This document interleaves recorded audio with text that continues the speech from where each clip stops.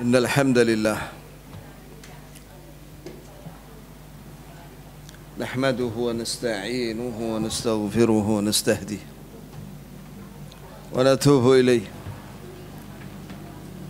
ونعوذ بالله من شرور أنفسنا ومن سيئات أعمالنا من يهده الله فلا مضل له ومن يضلل فلا هادي له أشهد أن لا إله إلا الله وحده لا شريك له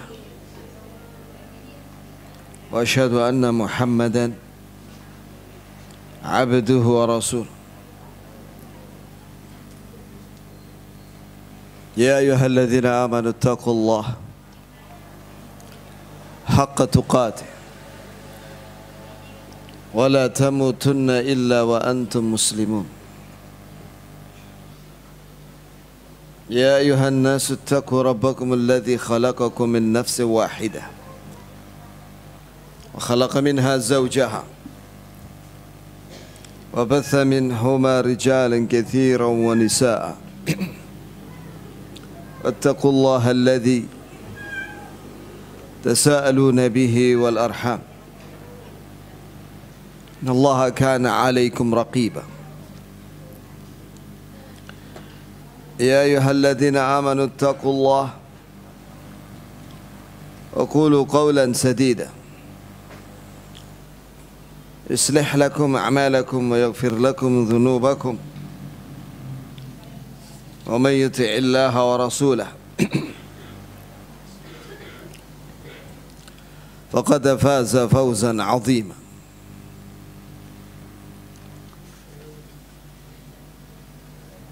ثم أما بعد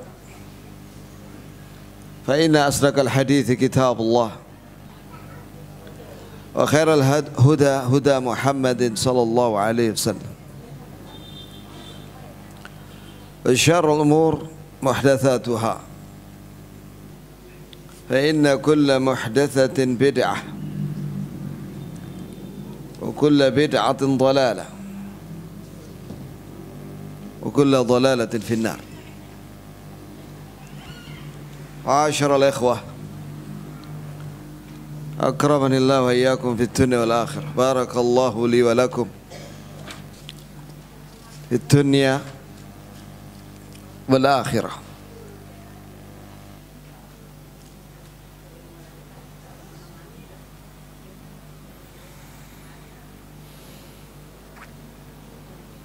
Pada kesempatan yang berbahagia ini kita lanjutkan pembacaan matan aqidah At-Tahawiyah. Kita sudah sampai pada pernyataan dari penulis rahimahullah, Abu Ja'far At-Tahawi rahimahullah. فهذا جملة ما يحتاج إليه من هو منور قلبه من أولياء الله تعالى، وهي درجة الراسخين في العلم، لأن العلم علمان: علم في الخلق موجود وعلم في الخلق مفقود. فإنكار العلم الموجود كفر، وادعاء العلم المفقود كفر، ولا يثبت الإيمان إلا بقبول العلم الموجود وترك طلب العلم المفقود. Masya Allah. Ini adalah pembahasan tentang al-qadha wal qadar. Al-qadha wal qadar. Bagaimana mensikapinya, jamaah sekalian? Maka kita ingin mengetahui bagaimana sikap ar-rasikhina fil ilm, orang-orang yang dalam ilmunya, orang-orang yang dipuji oleh Allah Azza wa Jalla. War-rasikhuna fil ilmi yaquluna amanna bih kullun min 'indi rabbina. Dalam surat Ali Imran. Adapun orang-orang yang dalam ilmunya, yang kokoh ilmunya, yaqulun, mereka berkata, amanna bih, kami beriman dengan semua yang disebutkan oleh Allah dan Rasulnya dalam Al-Quran dan Sunnah itu. Kullu min 'indi rabbina, semua dari Rabb kita. Di sini terkandung pujian dari Allah Subhanahu wa taala terhadap orang-orang yang dalam dan kokoh ilmunya, bahwa mereka itu dalam perkara mutasyabihat. Kalau di dalam pembahasan takdir di sini, kata penulis, orang-orang yang mendapatkan cahaya dalam hatinya, ya, di dalam memahami apa yang datang dari Rasulullah SAW, baik secara global maupun secara rinci, baik yang ditetapkan oleh Allah Azza wa Jalla dan Rasulnya, maupun yang dinafikan oleh Allah dan Rasulnya, ya, yaitu orang-orang yang dalam ilmunya. Bagaimana? Yaitu bahwa ilmu dari Allah Azza wa Jalla itu ada dua. Itu yang dinamakan ilmul mafqud, itu ilmu qadar, itu ilmu yang ilmu takdir, ilmu tentang takdir Allah Azza wa Jalla, yang disebut mafqud oleh penulis di sini. Yaitu Allah mengetahui semua yang ada pada makhluk, apa yang terjadi pada makhluk, semuanya yang ada di langit dan di bumi, baik yang pernah terjadi pada makhluk atau yang sekarang sedang terjadi di alam semesta ini, dan yang akan terjadi menimpa makhluk, itu semuanya Allah tahu. Tapi manusia tidak tahu. Mafqud. Tapi kita harus mengimani. Kita harus mengimani itu takdir Allah Azza wa Jalla. Ilmu yang dirahasiakan oleh Allah, sirrullah fil khalqi, yang dirahasiakan oleh Allah pada makhluknya. Maka jangan kita mengingkarinya,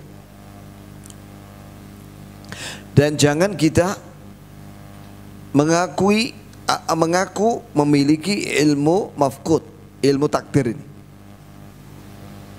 Sebab barang siapa yang mengaku tahu ilmu yang ada di Lauhil Mahfuz, yaitu ilmu tentang takdirnya makhluk, apa yang terjadi pada makhluk semuanya, barang siapa ada manusia mengakuinya, maksudnya mengaku punya ilmu, tahu, maka dia kafir.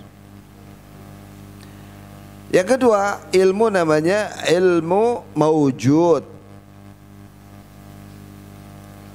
Yang dimaksudkan ilmu mawjud fil khalq yaitu syariah, ilmu syariah, ilmu yang ada pada makhluk, yang diturunkan oleh Allah kepada makhluk, yaitu kepada manusia, adalah ilmu syariah, agama, baik prinsip atau dasar atau fondasinya yaitu akidah, maupun cabangnya yaitu fikih, tata cara ibadah, begitu pula akhlak dan muamalat. Muamalat itu apa ya ikhwan? Muamalat itu seperti jual beli, halal haram, sewa menyewa, ya, interaksi, hubungan sesama manusia. Itu semua sudah diatur oleh Allah Azza wa Jalla dalam wahyunya. Nah, ini yang harus kita pelajari berdasarkan Al-Quranul Karim dan Sunnah, dengan pemahaman para sahabat Dan ini yang harus kita amalkan. Jangan dibalik. Ilmu syariah yang ada pada Nabi dan yang disampaikan oleh Nabi ditinggalkan. Kemudian orang bersibuk-sibuk ingin menguasai ilmu Lauhil Mahfuz. Mustahil. Ilmu yang ada di Lauhil Mahfuz itu mafqud. Tidak diturunkan oleh Allah kepada manusia, tidak diajarkan oleh Allah kepada manusia, tidak diberitahukan oleh Allah kepada manusia. Siapa yang bisa tahu tentang apa yang telah terjadi? Semuanya. Tidak ada yang tahu. Siapa yang tahu dari manusia ini yang mengetahui semua yang sedang terjadi di alam semesta ini? Tidak ada yang tahu. Itu pula apa yang akan terjadi pada makhluknya. Tidak ada yang tahu dari manusia ini. Kita nggak tahu. Maka jangan kita berdalam-dalam dalam masalah itu. Jamaah sekalian. Begitu ya.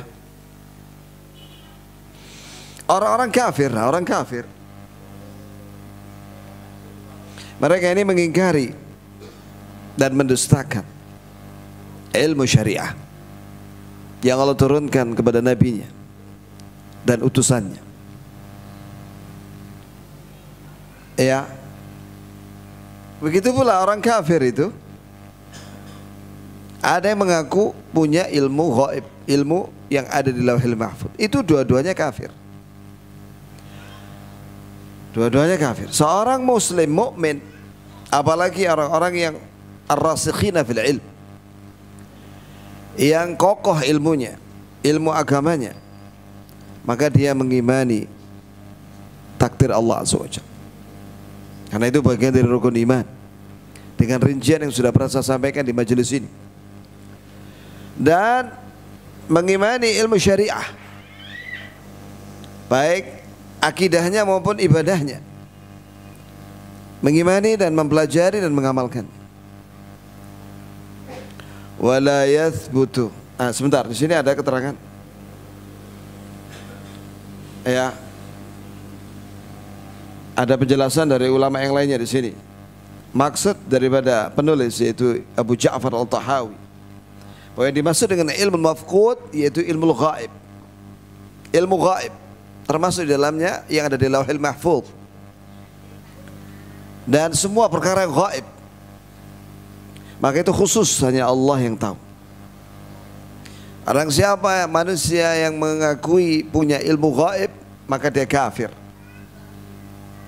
Sebab Allah mengkhususkan ilmu ghaib hanya untuk dirinya. Wa indahu mafatihul ghaibi la ya'lamuha illa hu. Al-An'am ayat 59. Dan di sisi Allah ada kunci-kunci ilmu ghaib. Tidak ada yang tahu perkara yang ghaib, semuanya kecuali Dia, Allah saja. Kalimat la, kemudian ada illa, itu menunjukkan al-hasr, yaitu satu-satunya yang mengetahui ilmu ghaib, baik jumlatan secara global maupun secara rinci, hanya Allah yang tahu. La ya'lamul ghaib illa Allah. Tidak ada yang tahu yang ghaib kecuali Allah. Alimul ghaibi fala yudhiru ala ghaibihi ahada illa man irtada min rasul.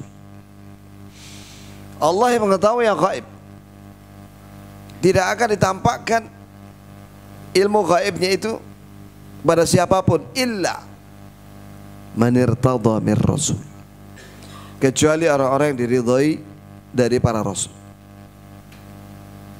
Kecuali orang-orang yang diridhai dari para rasul. Itu pun tidak semua perkara gaib diberitahukan. Tidak semuanya. Sebagian saja. Sebagian perkara yang gaib diberitahukan kepada utusan Allah Subhanahu wa ta'ala. Pertanyaan, siapa manusia di dunia ini yang mengaku memiliki ilmu gaib? Siapa? Dukun-dukun, tukang ramal, yang katanya dia bisa mengetahui, bisa memprediksi apa yang akan terjadi. Nah ini terancam dengan ayat-ayat ya yang menegaskan bahwa tidak ada yang mengetahui yang gaib kecuali Allah. Maka dukun-dukun itu mengingkari ayat-ayat ini. Kalau dia mengatakan bahwa mereka tahu yang gaib, berarti mendustakan ayat ini. Surat Al-An'am ayat 59 dan juga surat Jin tadi yang saya bacakan. Kafir dengan ayat, ya kafir. Dan ternyata dukun-dukun itu mereka bisa tahu siapa pencuri di rumahnya fulan. Itu karena dia diberitahu oleh jin khadamnya. Kalau bahasa Jawanya perewangannya. Dan tidak mungkin jin perewangan itu memberitahu kepada dukun kecuali jin itu minta syarat. Dan syaratnya adalah kekafiran, kesyirikan, dan murtad dari agama Islam. Begitu jamaah sekalian. Allah Azza wa Jalla dengan tegas menyatakan bahwa tukang sihir dan dukun itu kafir. Wa ma kafara Sulaiman walakinna asyayatin kafaru yu'allimuna an-nasa as-sihra. Tidaklah Nabi Sulaiman itu kafir. Loh, kenapa kok Allah menyatakan demikian? Karena orang-orang Bani Israel, Yahudi Bani Israel, mereka menuduh Nabi Sulaiman mengajarkan ilmu sihir. Maka Allah turunkan ayat ini surat Al-Baqarah dalam rangka membela Nabi Sulaiman. Wa ma kafara Sulaiman. Tidaklah kafir Nabi Sulaiman karena dia tidak mengajarkan ilmu sihir. Walakinna syayatin kafaru. Tapi yang kafir adalah syaitan-syaitan. Kenapa? Walakinna syayatin kafaru yu'allimuna an-nasa as-sihra. Syaitan-syaitan ini yang mengajarkan kepada manusia ilmu sihir. Sama dengan profesi ilmu sihir, tukang sihir, dukun, tukang ramal masa depan yang bekerja sama dengan jin.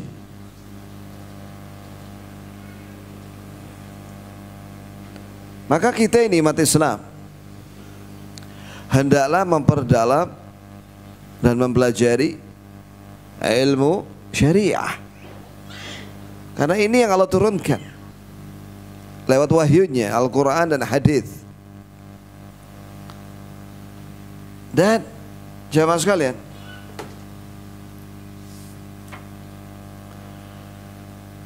sungguh ilmu syariah ini ya adalah nikmat yang paling besar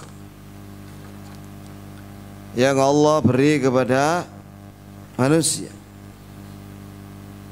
Perhatikan di sini jamaah sekalian. Yang seharusnya seorang mukmin senang dengannya. Allah Azza wa Jalla berfirman dalam surat Yunus ayat 58. Qul bi fadlillah wa bi rahmatihi fabidzalika falyafrahu huwa khairum mimma yajma'un. Artinya, katakanlah wahai Nabi kepada manusia, bi fadlillah, dengan karunia dari Allah. Ini ditafsirkan oleh ahli tafsir, maknanya iman. Karunia Allah itu adalah iman.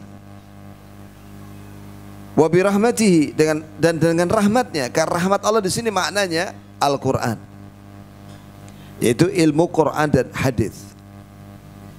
Fabidzalika, maka dengan itu, yaitu dengan iman dan Al-Quran dan hadis, falyafrahu, hendaklah mereka berbahagia dan senang gembira.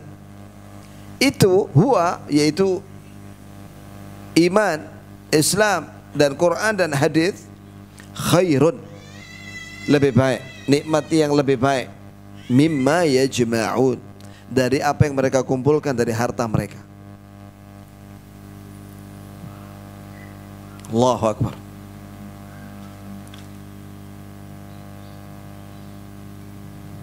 Dan ilmu Quran dan Sunnah yang Allah turunkan ini, yaitu ilmu syariah yang disebut oleh ulama di sini, ilmu mawjud, ya, ilmu yang ada diturunkan oleh Allah, min ajallin ni'am, merupakan nikmat yang paling besar yang Allah turunkan.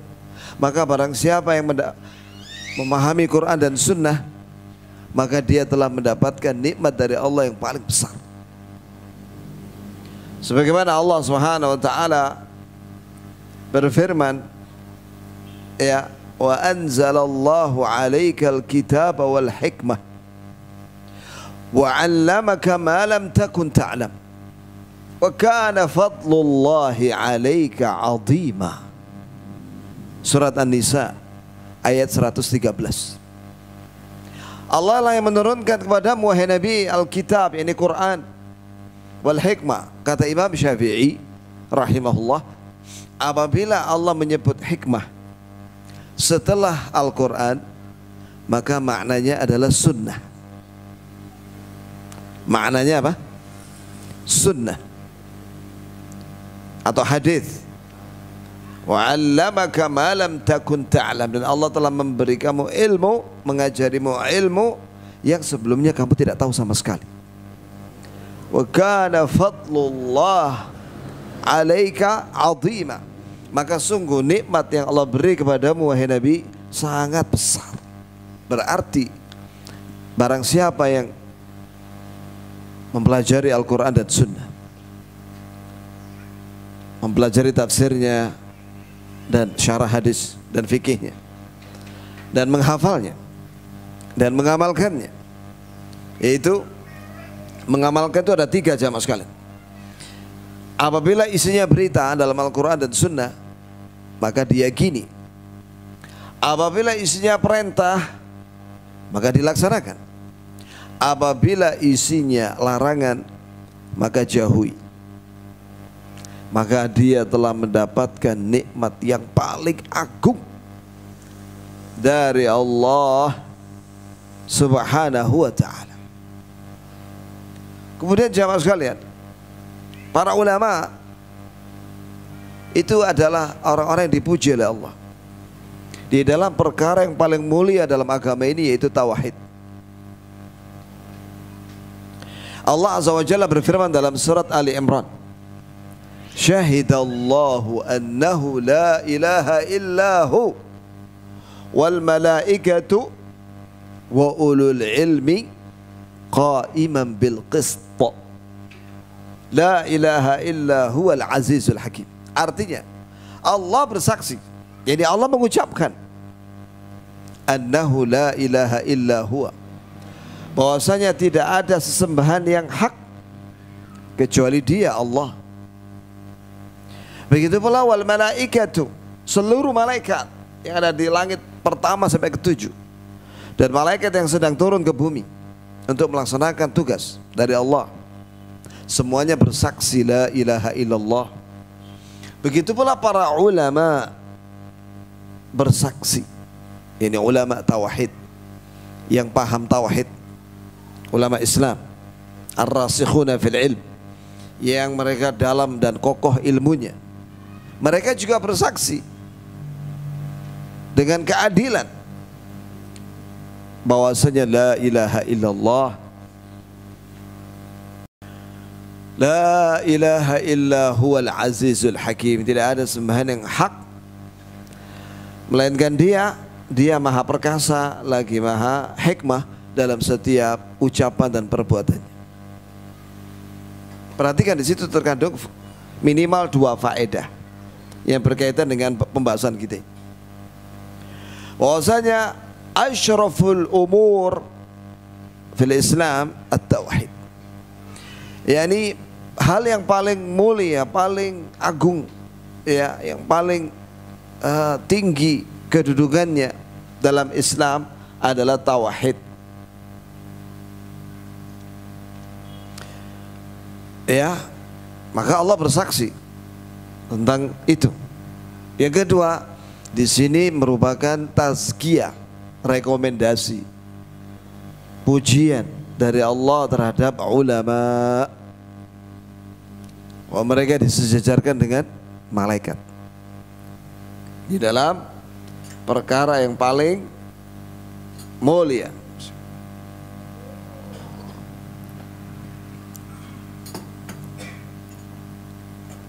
Jamaah sekalian,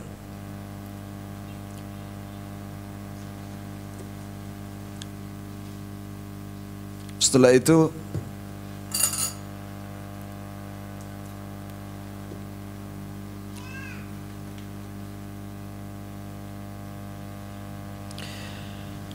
iya, hatta Nabi kita anna Nabi sallallahu alaihi wasallam la ya'lamul ghaib ma'a annahu afdhalul khalq. Nabi tidak mengetahui yang gaib secara keseluruhan, padahal beliau makhluk yang paling mulia. Dia pimpinan para utusan Allah, apalagi selain Rasulullah, tentu tidak mengetahui yang gaib. Nah, ilmu yang gaib termasuk di dalamnya adalah ilmu yang tertulis di Lauhil Mahfuz. Tidak ada yang tahu kecuali Allah. Tidak ada yang tahu kecuali Allah Jalla wa Ala. Walamma takallama ahlul ifk fi Aisyah radhiyallahu anha lam ya'lam bi bara'atiha illa binuzul wahyi. Perhatikan contoh.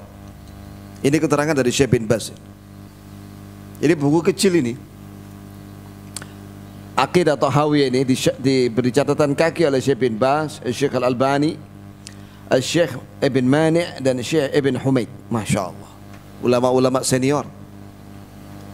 Syekh bin Baz mengatakan di sini, ketika peristiwa Aisyah radhiyallahu anha dituduh berzina oleh golongan munafiqin, bahkan ada juga sebagian sahabat yang terlibat dan mereka dihukum, seperti Hasan bin Thabit dicambuk 80 kali.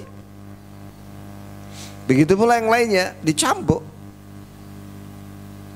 Ya, sahabat bukan maksum, bukan rasul. Mereka kadang salah juga, tapi setelah itu bertobat sehingga dimaafkan oleh Allah Azza wa Jalla. Bayangkan, jadi peristiwanya itu begini ya kawan.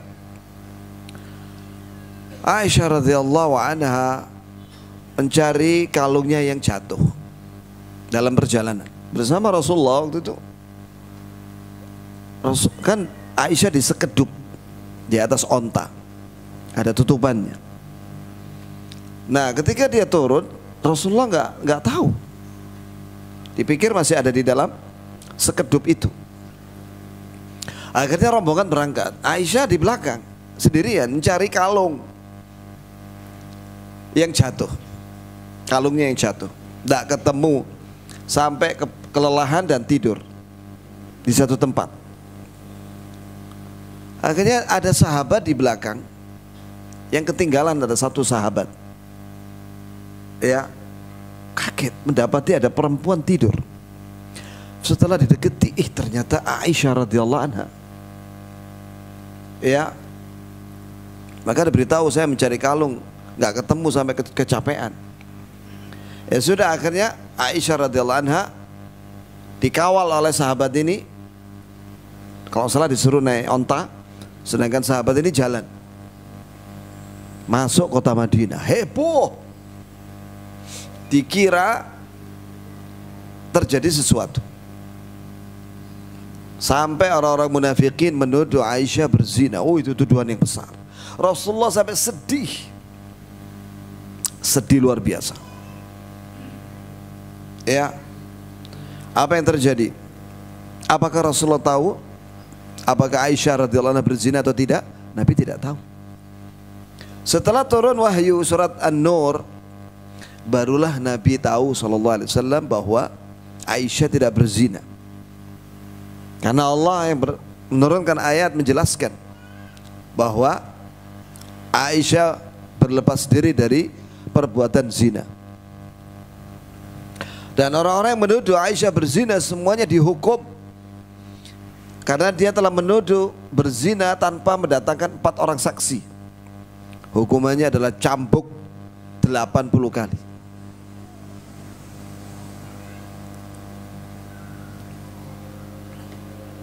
Di sini menunjukkan bahwa Nabi tidak tahu perkara yang gaib kecuali diberitahu oleh Allah Subhanahu wa ta'ala.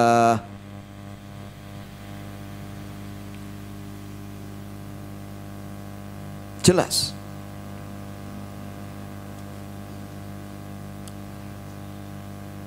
Nah, sekarang pembahasan yang baru ya, ikhwan.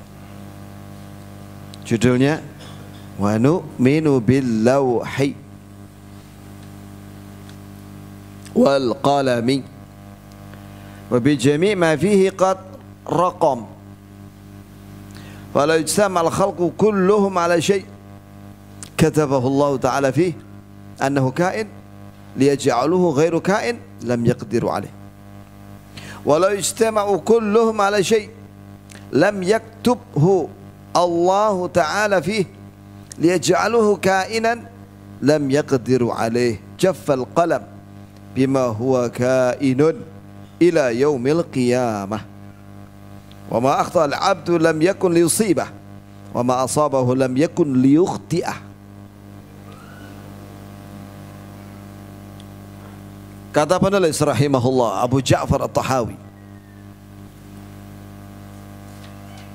kita beriman dengan Lauhil Mahfuz.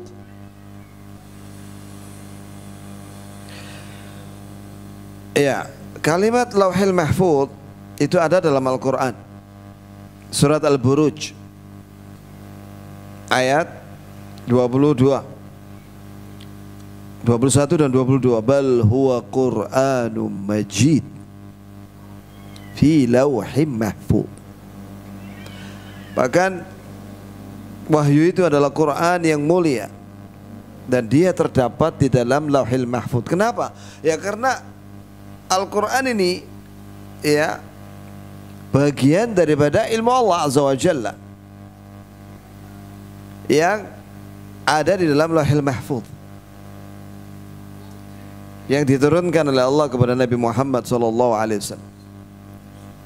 secara bertahap selama 22 tahun 2 bulan lebih. Ya, Al-Quran Al-Karim maktub fil Lauhil Mahfuz. Jadi Al-Quran Al-Karim dari awal sampai akhir itu tertulis ada di dalam Lauhil Mahfuz, sebagaimana yang Allah Subhanahu wa ta'ala beritakan. Dan juga Jibril alaihissalam mendengar itu dari Allah. Ini mendengar Al-Quran ini dari Allah.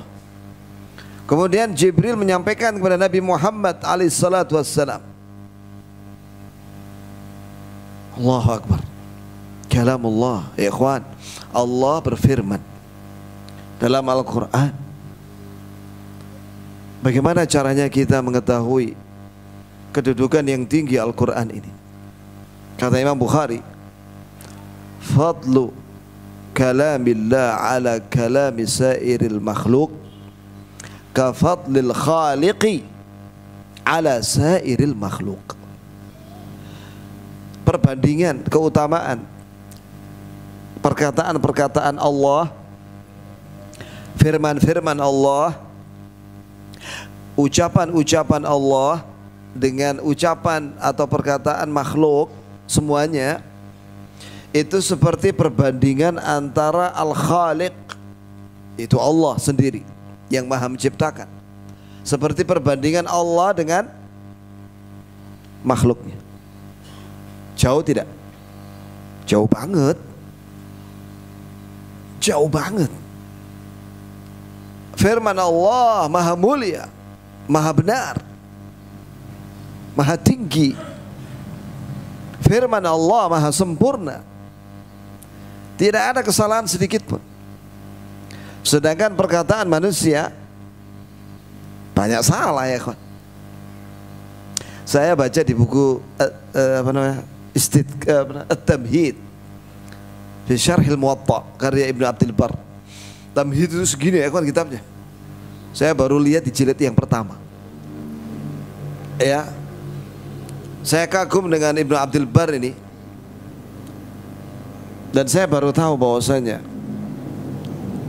selain Rasulullah tidak maksum. Selain Rasulullah tidak maksum. Apa arti maksum? La yukhti bitabligh. Tidak akan salah dalam menyampaikan agama ini. Itu hanya Rasulullah. Adapun selain Rasulullah ada kesalahan. Ya, termasuk ulama besar dari kalangan tabi'in disebutkan kesalahan-kesalahannya oleh Ibnu Abdul Bar. Ajib. Imam Al-Auza'i kesalahannya apa? Ajib. Wallah ajib. Imam Al-Auza'i muridnya Abu Darda, sahabat, imamnya Ahlus Syam dari kalangan tabi'in. Itu aja ada salah, lah apalagi kita orang.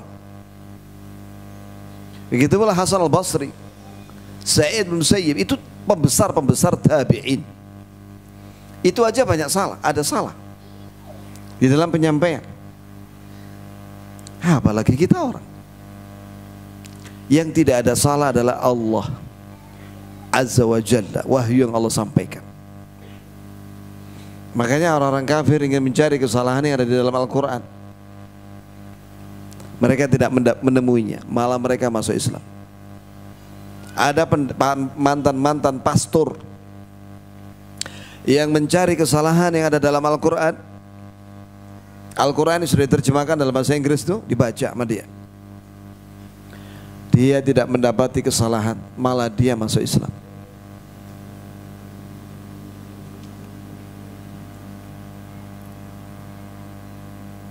Wala munafah baina kauni fil lawh al-mahfuz wa baina inzalihi min Allah. Tidak ada perbedaan Al-Quran yang ada di Lauhil Mahfuz maupun Al-Quran yang Allah turunkan kepada Nabi Muhammad sallallahu alaihi wasallam. Apa pelajaran penting kita mempelajari ini ya kawan? Supaya kita ini mempelajari Quran. Karena Quran ini kitab yang maha mulia. Karena firman-firman Allah yang maha mulia, yang tidak ada tandingannya. Dan barang siapa yang menghafal Al-Quran dan mempelajari isinya, tafsirnya, dan mengamalkannya, maka dia akan dimuliakan oleh Allah dunia akhirat. Sebagaimana Nabi SAW bersabda dalam Sahih Muslim, Innallaha yarfa'u bihadzal kitab aqwaman wa yadh'u bi akharin. Sungguh Allah akan meninggikan derajat satu kaum dengan Al-Quran ini, dan Allah akan menghinakan kaum yang lain dengan Al-Quran ini. Bagaimana maksudnya? Barang siapa yang membaca Al-Quran dengan tajwid yang benar, tartil, dan mempelajari tafsirnya dan mengamalkannya, maka dia dimuliakan oleh Allah. Sebaliknya barang siapa yang tidak membaca Al-Quran, tidak memahami isinya dan tidak mengamalkannya, maka dia akan dihinakan oleh Allah. Mau pilih yang mana? Pilih yang pertama lah. Ya. Qala Syekhul Islam, berkata Syekhul Islam bin Taimiyah rahimahullah, Al-Lauhil Mahfuz fawqa samawat. Di mana posisi Lauhil Mahfuz? Catatan takdirnya makhluk semuanya itu di mana posisi kitab itu? Di atas langit ketujuh. Wa qad jaa'a fil hadits annahu la yanzuru fihi ghairullah azza wa jalla. Qultu min hadha idza bayyana lad-dhalal man qala inna ar-ruh al-'abd tattali'u 'ala al-lawhil mahfuz atau tatlu' 'ala al-lawhil mahfuz. Ketahuilah, tidak ada yang bisa melihat itu Lauhil Mahfuz kecuali Allah. Kecuali Allah Azza wa Jalla. yang maha perkasa lagi maha agung. Dari sini kita bisa mengetahui kesesatan. Sebagian orang mengaku bahwa rohnya hamba, roh hamba itu bisa melihat Lauhil Mahfuz. Ini adalah perkataan kaum filsafat, dan ini adalah khurafat orang-orang sufi, orang-orang jahil. Karena ini kebohongan. Tidak ada yang bisa melihat itu kecuali Allah Azza wa Jalla.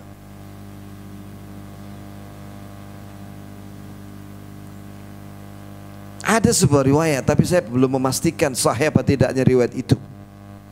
Satu lembarnya Lauhil Mahfuz tingginya dari langit sampai bumi. Tingginya dari langit sampai bumi itu 500 tahun perjalanan. Itu satu lembarnya. Lalu isinya tentang catatan takdir seluruh makhluk. Apa yang terjadi pada makhluk telah terjadi, apa yang sekarang sedang terjadi, dan apa yang akan terjadi. Kan banyak itu ilmu Allah yang ada di situ. Sehingga satu lembarnya dari langit sampai bumi. Wallahu ta'ala alam. Dan kita beriman dengan pena. Pena, al-qalam, ya, adalah yang Allah ciptakan. Pena itu, dan pena itu yang menulis ilmu Allah yang ada di Lauhil Mahfuz tentang takdir makhluk semuanya. Sebagaimana dalam hadis Ubadah bin Samit radhiyallahu anhu alladzi rawahu Abu Dawud marfu'an. Kata Rasulullah, marfu' ini sampai kepada Rasulullah, awwalu ma khalaqallahul qalam. Makhluk yang pertama kali Allah ciptakan namanya al-qalam, pena. Tapi jangan dibayangkan kayak bolpen kita ya. La ya akhi, tidak sama ya akhi. Hanya Allah yang tahu bagaimana besarnya pena itu. Maka Allah berfirman kepada al-qalam, pena, uktub, tulis. Qala Rabbi wa ma aktub. Nah, pena ini bisa ngomong, Rabbi, wahai Rabb, apa yang saya tulis? Qal, maka Allah berfirman, uktub maqadir kulli syai. Tulis takdir, ya, seluruh segala sesuatu. Hatta taqumas sa'ah, sampai datangnya kiamat. Kemudian ketahuilah ya ikhwan dan akhwat sekalian, barakallahu fikum. Para ulama berbeda pendapat tentang mana makhluk yang pertama kali Allah ciptakan. Ya, apa makhluk yang pertama kali Allah ciptakan? Ada dua pendapat. Ada yang mengatakan yang pertama kali Allah ciptakan adalah arsy atau pena. Ada dua pendapat. Diceritakan oleh Ibnu Qayyim dalam Nuniyahnya. Dan beliau rahimahullah, Ibnu Qayyim, memilih bahwa pena, al-qalam, diciptakan setelah Allah menciptakan arsy. Karena dalam hadis itu tadi, ya, setelah ada dialog dengan pena, wa kana arsyuhu 'alal ma', dan arsy Allah ada di atas samudra. Samudra itu dalamnya 500 tahun perjalanan, dalam hadis disebutkan. Arsy itu di bawahnya adalah samudra, dalamnya 500 tahun perjalanan. Posisi samudra itu ada di atas langit ketujuh. Langit ada 7.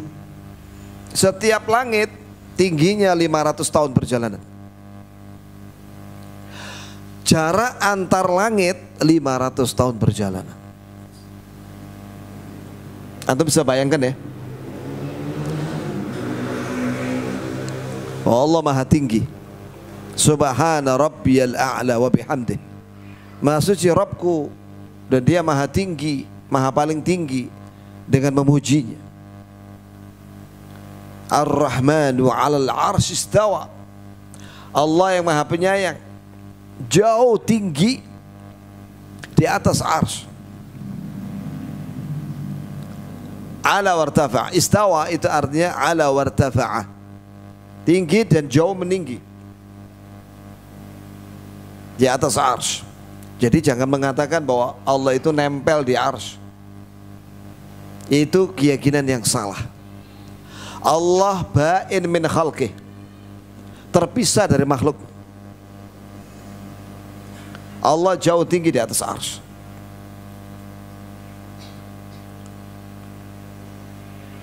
Kata Ibnu Qayyim, "Wan nasu mukhtalifuna fil ladzi kataba al-qada bihi min ad-dayyani. Hal kana qabla al-'arsy aw huwa ba'dah? Qawlani 'inda Abil 'Ala al-Hamadani. Wal haqq anna al-'arsy qabl li'annahu waqt al-kitabah kana dha arkan. Wa kitabatul qalam asy-syarif ta'aqqabat ijadu min ghairi fasli zaman." Kata Ibnu Qayyim dalam nuniyahnya. Jadi Ibnu Qayyim punya buku namanya Nuniyah dalam akidah. Sekarang disyarahkan dalam 2 jilid kitab Nuniyah.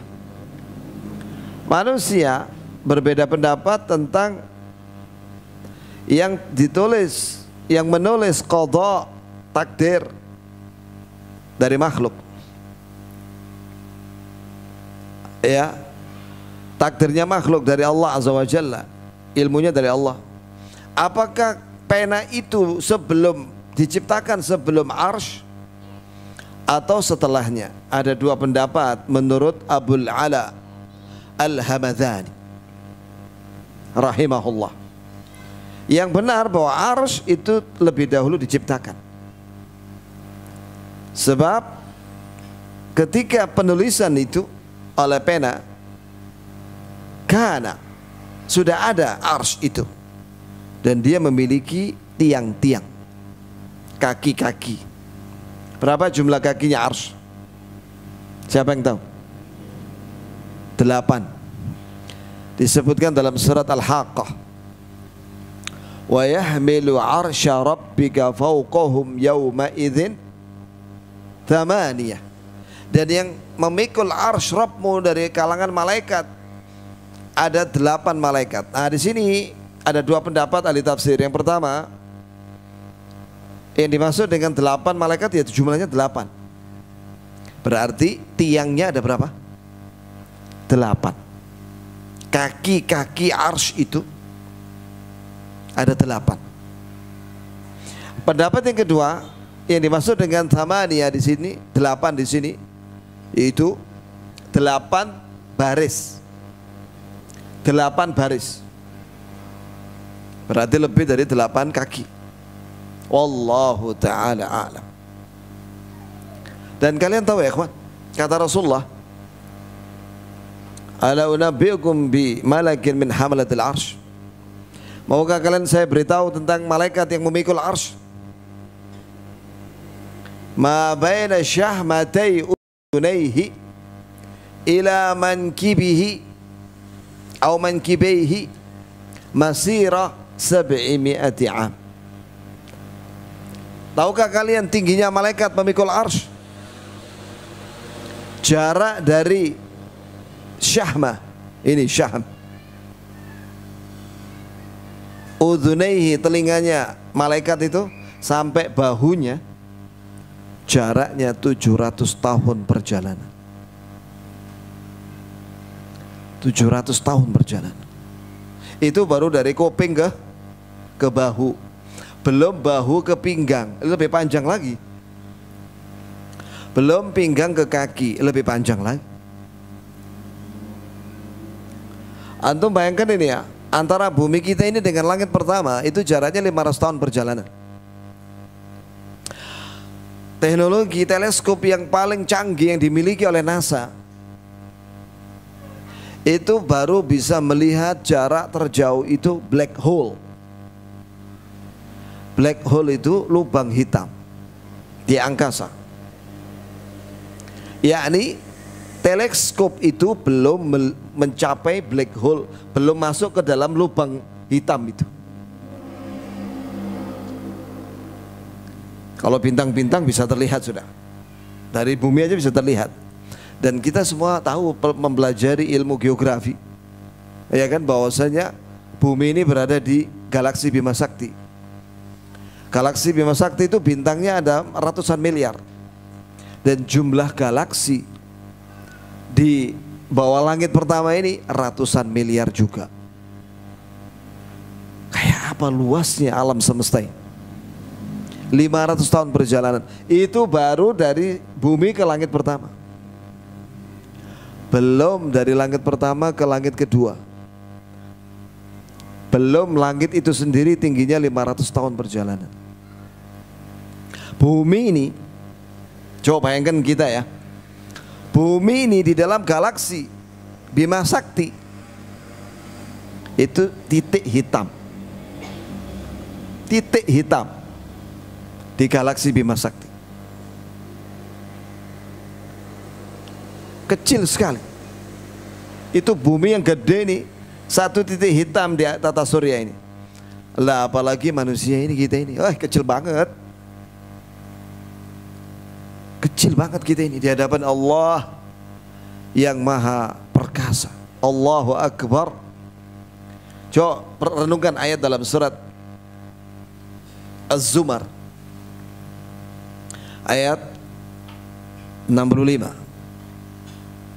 67 apa 65, coba cek ya. Wa ma qadarullaha haqqa qadrih wal ardu jami'an qabdatuhu yawmal qiyamah was samawat matwiyatum biyaminih subhanahu wa ta'ala amma yusyrikun. Ayat 67. Sungguh orang-orang musyrikin tidak mengagungkan Allah sebagaimana mestinya. Orang-orang musyrikin tidak mengagungkan Allah sebagaimana mestinya. Padahal seluruh bumi ini ada 7 di dalam genggaman tangan Allah pada hari kiamat.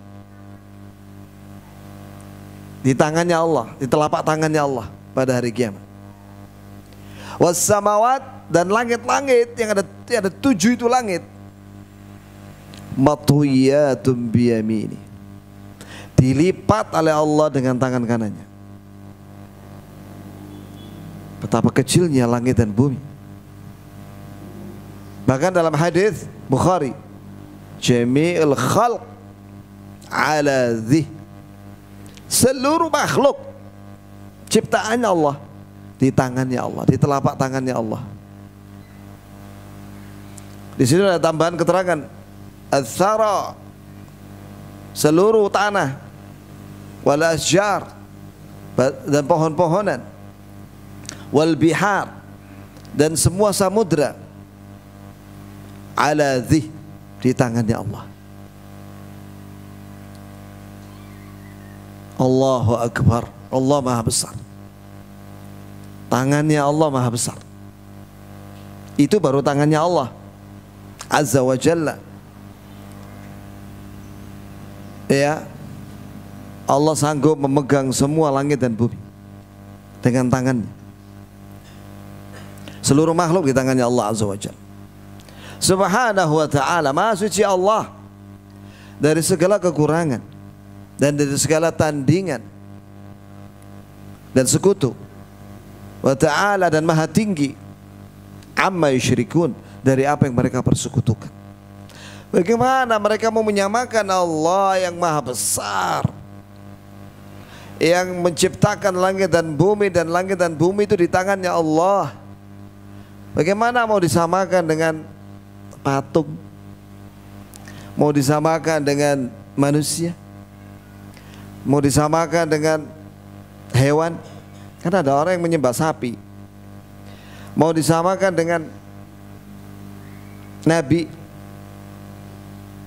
Yang mana Nabi itu juga manusia, diciptakan oleh Allah.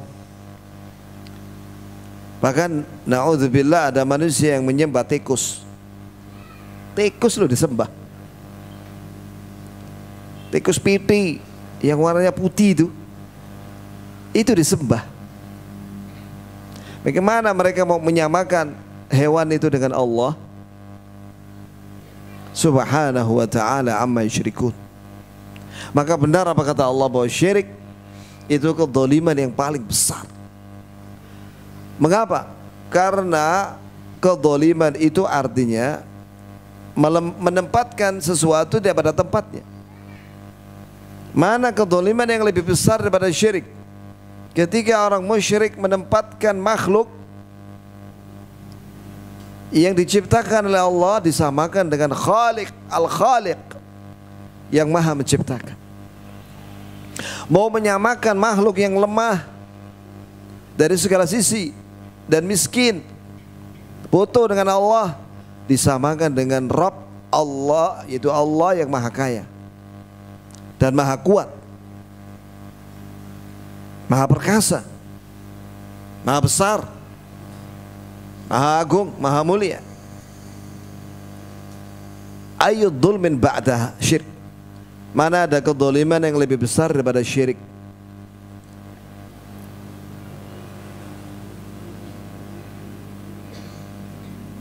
Ya. Kemudian diterangkan di sini. Wal haq anal arsya qabl, bahwa yang benar bahwa ars diciptakan sebelum pena. Sebab waktu penulisan itu ars sudah ada dan memiliki tiang-tiangnya, ada 8. Penulisan oleh pena yang mulia itu jelas menunjukkan penciptaan pena terjadi setelah ars. Jadi yang kuat yang mana? Ars apa pena yang duluan diciptakan oleh Allah? Ars. Ars itu apa ya kawan? Kata Syekh Shalih Al Fauzan, Sarirul Mulk, singgasana kerajaan. Kata Rasulullah SAW, perbandingan arsh, luasnya arsh dibandingkan dengan langit yang 7, ka sab'a dananir wa darahim ulqiyat fi ardi falatin, atau kama qala Nabi sallallahu alaihi wasallam. Perbandingan 7 langit dengan ars seperti uang logam, emas dan perak dilempar ke padang pasir. Padang pasir itu adalah ars, 7 logam itu adalah, uang logam itu adalah langit. Bayangkan kayak apa itu luasnya ars. Makhluk paling gede yang Allah ciptakan itu namanya apa? Ars. Dan itu dipikul oleh 8 malaikat yang tinggi. Ketahuilah ya kawan bahwa semua malaikat itu bersayap. Uli ajnihatim matna wa thulatha wa ruba' yazidu fil khalqi ma yasha. Semua malaikat itu bersayap. Makanya dia bisa memikul ars, bisa terbang dengan cepat. Ada yang memiliki sayap 2, 3, 4. Ada yang memiliki sayap lebih daripada itu sesuai dengan kehendak Allah. Siapa contohnya? Jibril. Berapa sayapnya? 600. 600 sayapnya. Bagaimana tingginya malaikat Jibril? Saddal ufuk, kathifuhu ma baina as-sama' ila al-ard. Tingginya dari langit sampai bumi. Jadi malaikat Jibril dalam bentuk aslinya yang pernah dilihat oleh Rasulullah 2 kali. Yang pertama di Ajiyat, Mekah, sedang duduk di antara langit dan bumi. Dan yang kedua ketika di Sidratil Muntaha, memiliki 600 sayap, tingginya dari langit sampai bumi. Walaqad ra'ahu nazlatan ukhra, 'inda sidratil muntaha, 'indaha jannatul ma'wa.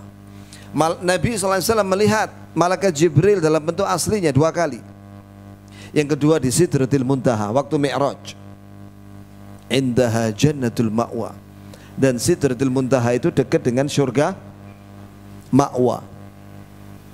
Dan Rasulullah sempat melihat surga dan melihat Al-Kautsar, sungai Al-Kautsar yang ada di surga.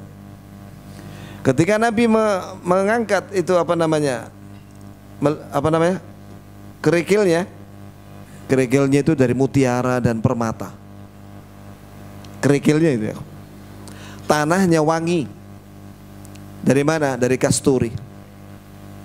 Itu surga yang pernah dilihat oleh Rasulullah sallallahu alaihi wasallam.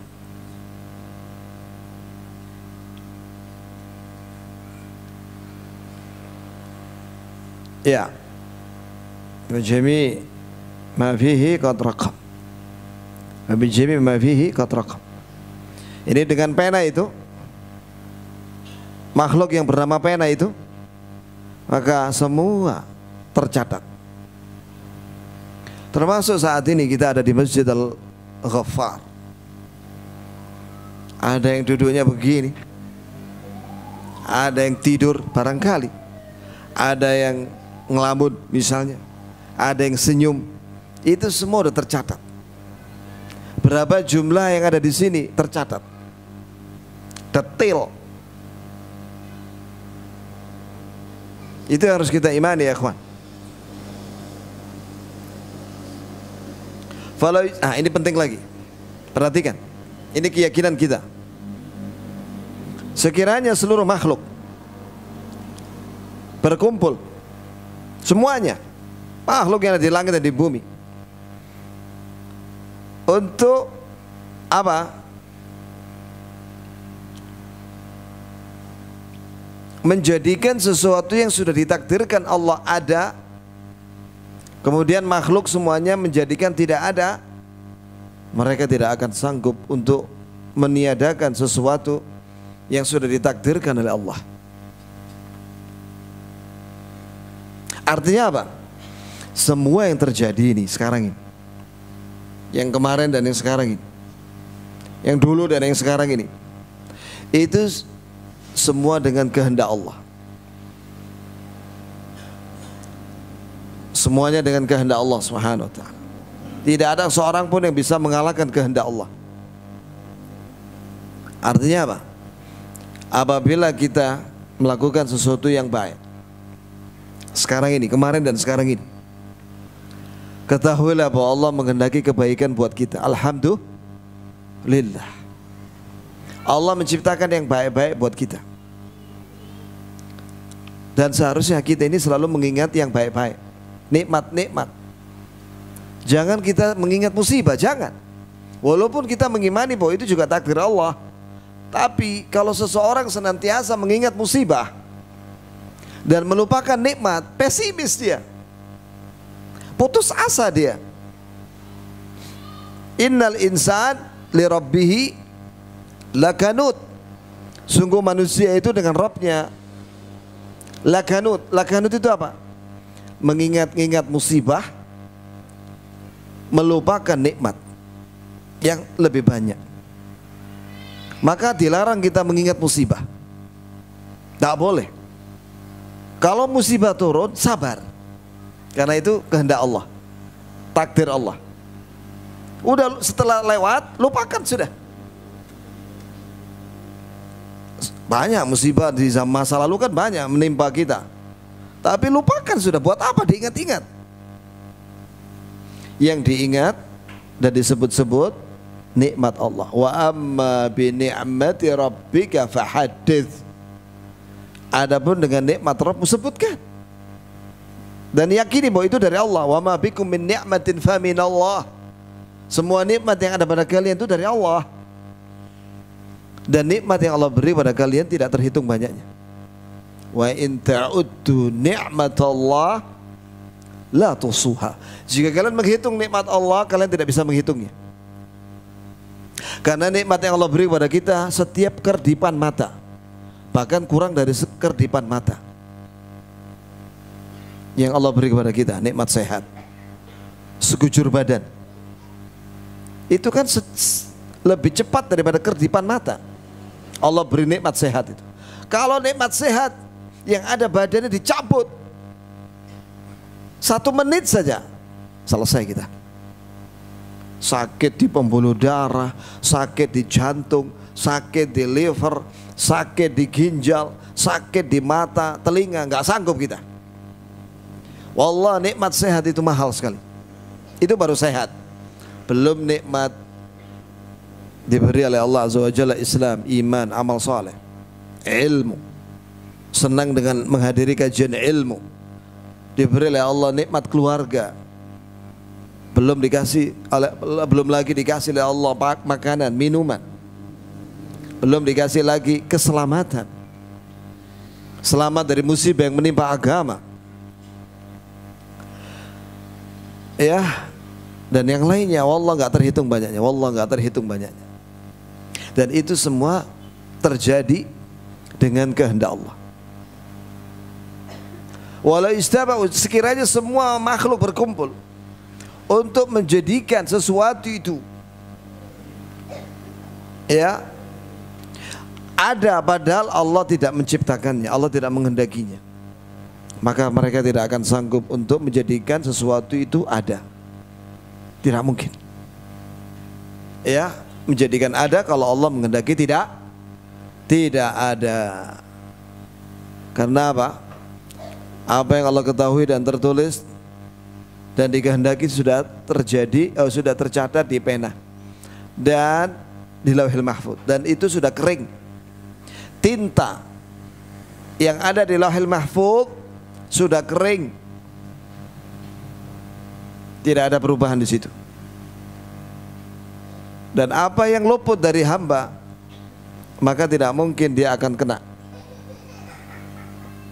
Apa yang kena menimpa hamba tidak mungkin akan luput.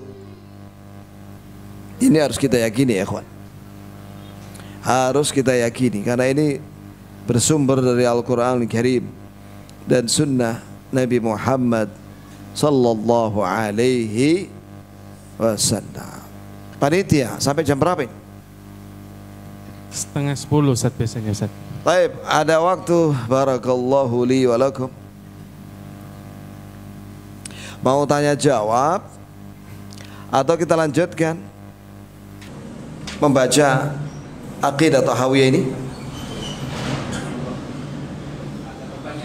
Baik, kalau begitu kita jawab pertanyaan. Pertanyaan pertama, Ustaz. Monggo, silakan. Seseorang yang mengajarkan agama pasti disebut ulama, dan apakah ada tingkatan tertentu atau kriteria Ustaz masuk dalam kategori ulama? Baik, ulama menurut ahli fikih itu ada bertingkat-tingkat. Yang pertama, mujtahid mutlak. Mujtahid mutlak itu orang-orang yang tidak taklid sama sekali, karena dia hafal Quran dan hadis. Dia menguasai kaidah-kaidah usul fikih dan qaid fiqhiyah dan kaidah dalam ilmu mustalah hadis dan ulumul Quran. Jadi dia kalau ditanya tidak pernah dia mengambil dari perkataan ulama, tapi langsung dia paham dari dalil Quran dan Sunnah. Ini mujtahid mutlak. Seperti siapa mereka? Abu Hanifah, Malik, Imam Syafi'i, Ahmad. Mereka itu mujtahid mutlak. Atau yang sebelumnya Imam Al-Auza'i, Imam Tabi'in di Syam, ya. Atau Imam Az-Zuhri, gurunya Imam Malik, seorang tabi'i. Atau Sa'id Musayyib, Hasan Al-Basri. Mereka itu mujtahid mutlak karena mereka hafal Quran dan hadis. Setiap ditanya jawabannya Quran dan hadis. Yang kedua, di bawahnya mutlak, yaitu muqayyad. Ya ini dia juga hafal Quran dan Sunnah, tapi kadang-kadang taklid, mengambil dari fatwa ulama lain karena ada ilmu yang dia tidak tahu. Ada mungkin sebagian ilmu alat yang dia belum menguasai, sehingga dia masih taklid kadang dengan ulama yang ahli. Ya namanya ulama juga, fuqaha, mujtahid, tapi muqayyad. Kadang-kadang dia mengambil fatwa dari ulama mutlak, yang mujtahid mutlak. Di bawahnya muqayyad itu ada talibul ilm mutamakkin, yaitu muridnya ulama yang senior. Dia calon ulama. Ini belum ulama, ini masih calon. Namanya talibul ilm al-mutamakkin. Terus di bawahnya lagi baru talibul ilm ala hasabi ta'allumihi, yakni sesuai dengan ilmu yang dia pelajari. Ada yang permulaan, ada yang sudah di atasnya lagi, bertingkat-tingkat. Apa yang harus dipelajari seorang talibul ilm?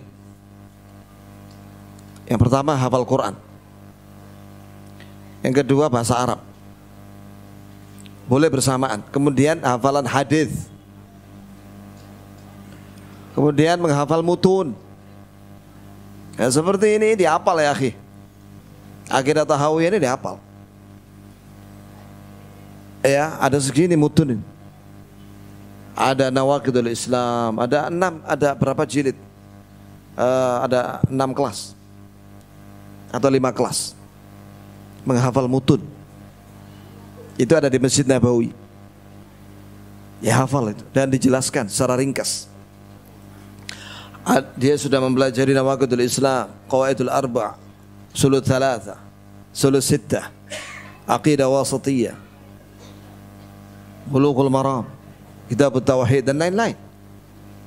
Dia pelajari itu semua. Itulah tahapan-tahapan. Nah, kita sekarang lagi tahapannya ini. Mempelajari mutun, bukan menghafal tapi mempelajari.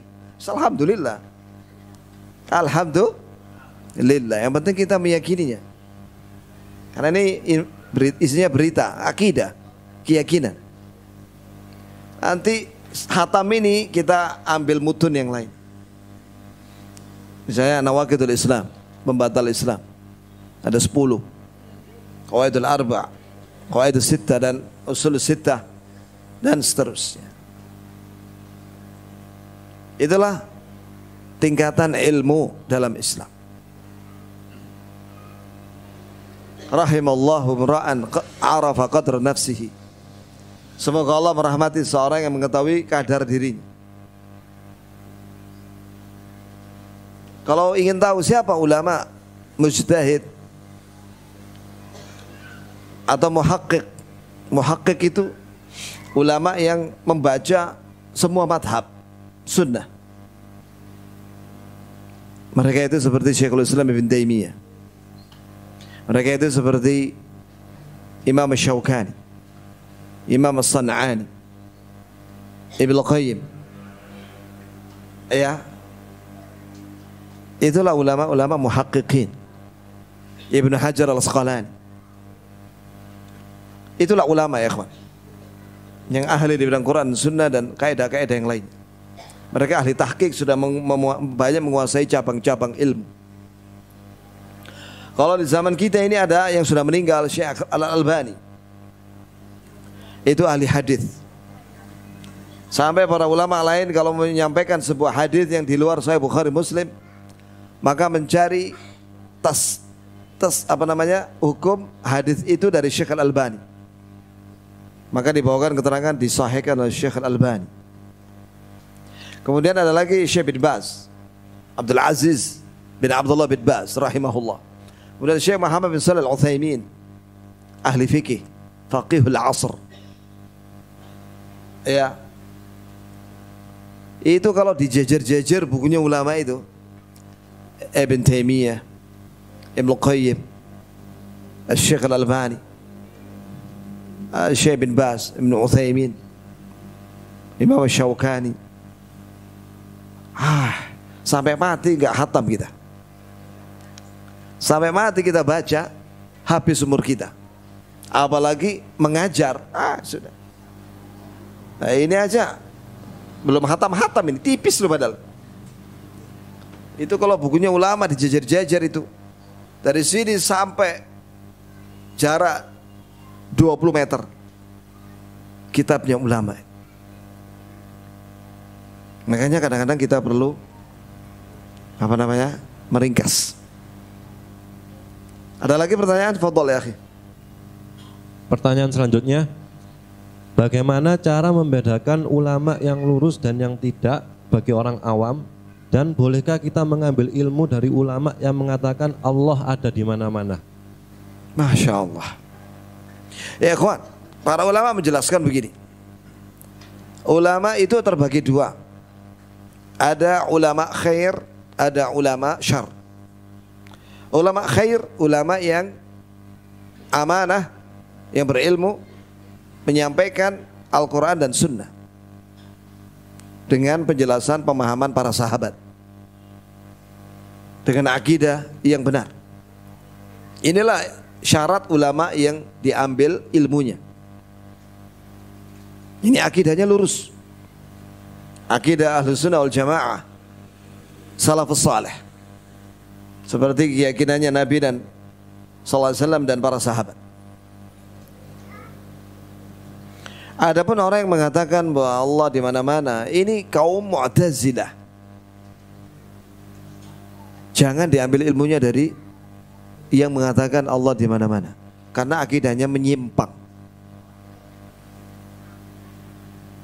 Begitu pula jangan mengambil ilmu dari orang yang ibadahnya menyelisihi petunjuk Nabi Muhammad SAW, yaitu ala tariqati sufiyah, beribadah dengan cara-cara sufi, menari-nari dalam berzikir.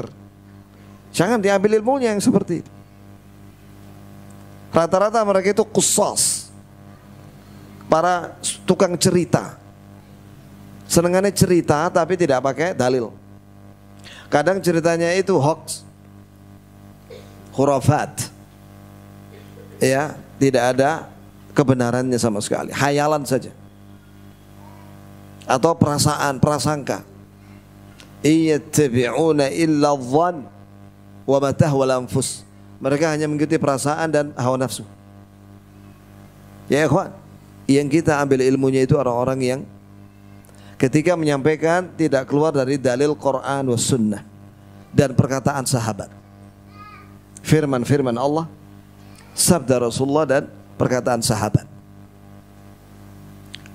Mereka tidak menafsirkan dari pikirannya sendiri, tapi dia ambil dari para ulama yang ahli. Kalau tafsir, ngambil perkataan dari Ibnu Katsir misalnya. Kalau akidah, mengambil perkataan dari para ulama ahli akidah. Seperti ini Abu Ja'far At-Tahawi, dijelaskan oleh Syekh bin Baz, ahlinya. Al-Albani, ahlinya. Ibn Mani, Ibn Humaid, ahlinya. Karena ada seorang juga kadang dia Quran Sunnah, tapi dia menafsirkan sendiri. Ini bahaya. Bahaya. Quran Sunnah harus dengan penjelasan ulama salaf. Ini yang benar. Kita ini apa? Kita ini hanya menukil saja. Menukil perkataan salaf ketika mereka menjelaskan Quran dan Sunnah. Saya ini ketika menjelaskan sama antum tidak keluar dari penjelasan ulama salaf. Begitu pula dengan dalil-dalil yang disampaikan oleh mereka. Tidak boleh bagi saya dan selain saya untuk mengarang-arang sendiri. Tidak boleh. Kita hanya mengikuti apa yang sudah ada, yang sudah dijelaskan oleh para ulama terdahulu. Karena ulama-ulama ini mengambil dari ulama sebelumnya. Tidak ada mereka ngarang-ngarang sendiri. Syekh Muhammad bin Abdul Wahab, Masya Allah, rahimahullah, itu tidak membuat keyakinan sendiri, antum harus tahu itu. Dan tidak membuat mazhab sendiri. Itu salah kalau orang menuduh dia adalah sekte sendiri. Salah besar. Syekh Muhammad bin Abdul Wahab mengambil dari ulama sebelumnya. Kemudian fikihnya mazhab Hambali dari Imam Ahmad. Akidahnya dari mana? Dari sebelumnya. Dia ngambil dari Syekhul Islam bin Taimiyah, Ibnu Qayyim. Ibnu Taimiyah dari mana? Ya dari ulama sebelumnya. Antum baca bukunya mereka. Ibnu Taimiyah punya buku Majmu' Fatawa segini 37 jilid. Itu tidak keluar dari nukilan-nukilan. Dan itu hafal dia. Berkata sahabat ini, berkata tabi'in, berkata atba'ut tabi'in, terus hafal dia. Jadi tidak ada ngarang-ngarang sendiri. Semuanya bersumber dari sahabat. Dan sahabat dari Rasulullah sallallahu alaihi wasallam. Tidak boleh kita ngarang-ngarang sendiri. Tidak boleh. Harus menjelaskan apa yang sudah ada dari ulama yang menukil dari para sahabat. Ini yang selamat. Jangan mengambil ilmu dari orang yang mengatakan Allah di mana-mana. Itu sesat. Zat Allah itu di atas arsy. Tapi ilmunya Allah, Allah mengetahui segala sesuatu makhluknya. Jelas? Ada lagi? Ada Ustaz, pertanyaan terakhir. Apakah yang dimaksud dengan mendahului takdir dalam hadis tentang ain? Yakni pengaruh ain itu benar-benar ada, seandainya ada sesuatu yang bisa mendahului takdir, ainlah yang dapat melakukannya. Di situ maksudnya bahwa al-ainu haq. Ain ini mata. Pandangan mata orang dengki dan bisa mencelakai orang dengan izin Allah itu benar. Bahkan kebanyakan orang mati itu disebabkan karena mata, pandangan orang yang dengki. Itu maksudnya. Makanya kenapa Nabi Yakub menyuruh kepada putra-putranya ketika memasuki Mesir agar memasuki di banyak pintu, ila abwabil mutafarriqah, udkhulu min abwabin mutafarriqah. Masuklah kalian wahai anak-anakku di banyak pintu. Karena apa? Karena anak-anaknya Nabi Yakub itu ganteng-ganteng, kayak Nabi Yusuf gitu loh. Walaupun yang paling ganteng Nabi Yusuf ya. Karena apa? Laki-laki yang ganteng itu akan didengki sama orang dari pandangan mata. Maka supaya kalian tidak celaka, masuklah ke banyak pintu sehingga tidak menjadi perhatian orang dan kalian tidak didengki sama orang yang matanya dengki. Karena itu bisa mencelakakan. Itu maksudnya. Ain. Maka ya kawan, supaya kita ini tidak mencelakakan saudara kita atau sahabat kita atau keluarga kita, maka apabila antum melihat nikmat yang Allah beri kepada antum, apa saja, apakah itu rumah atau usaha atau kendaraan atau keluarga, maka hendaklah antum mengucapkan Masya Allah. Inilah kalimat yang pas untuk Masya Allah itu diucapkan ketika melihat kenikmatan yang Allah beri kepada kita. Masya Allah, ini kehendak Allah. Nikmat ini kehendak Allah yang Allah beri kepada kita. La quwata illa billah. Tidak ada kekuatan untuk mendapatkan kenikmatan ini semua illa billah, kecuali dengan pertolongan dari Allah. Setelah itu minta keberkahan. Allahumma barik lana fima ataitana. Ya Allah, berkailah semua yang apa yang kau beri kepada kami. Nah, kita yang melihat saudara kita mendapatkan nikmat, apa yang kita ucapkan? Ucapkan kepada dia barakallahu fik, Semoga Allah memberkahimu. Jadi kita sering-sering mendoakan saudara kita. Barakallahu fiik. Kalau antum bertamu ke rumahnya yang Masya Allah rumahnya gede ya, bagus, ada air mancur, ada kayak sungai di situ, sungai buatan ya, yang berputar-putar, ucapkan apa? Barakallahu fiik. Semoga Allah memberkahimu, sehingga orang itu tidak akan terkena ain. Begitu jamaah sekalian. Jadi jangan heran ketika kadang anak itu sakit, tanya sama dia, antum majang foto anakmu gak di Facebook? Iya Ustadz. Nah itu sudah ada yang melihat dan dengki. Kan kadang-kadang kita kan tidak ngerti memvideokan anak kita yang lucu, kemudian di-share di Facebook atau medsos. Terus ada orang melihat, banyak yang melihat, ribuan orang. Dan yang melihat itu dengki, sakit besoknya anak itu. Ya sudah, itu kena ain. Maka jangan kita suka pamer ya. Jangan suka pamer kita ini dengan orang, pamer kenikmatan, jangan. Sebab orang yang memiliki kenikmatan itu didengki sama orang. Cuman orang yang dengki itu ada dua. Ada yang menampakkan kedengkiannya, ada yang tidak menampakkan. Artinya apa? Seluruh manusia itu punya sifat dengki. Orang mukmin yang saleh tidak menampakkan dengkinya, dia sembunyikan. Sedangkan orang yang jahat, dia akan menampakkan. Misalnya ada orang pamer berangkasnya, isinya uang, dolar, real, rupiah, yen, euro, emas. Di film kan sama dia berangkasnya itu. Kemudian dia kasih Sherlock rumahnya, kemudian di share di Facebook atau di Instagram. Malamnya didatangi 5 perampok dari 5 penjuru, timur, barat, utara, selatan, atas. 5 penjuru. Ngapain? Lah ada Sherlocknya. Ngapain itu?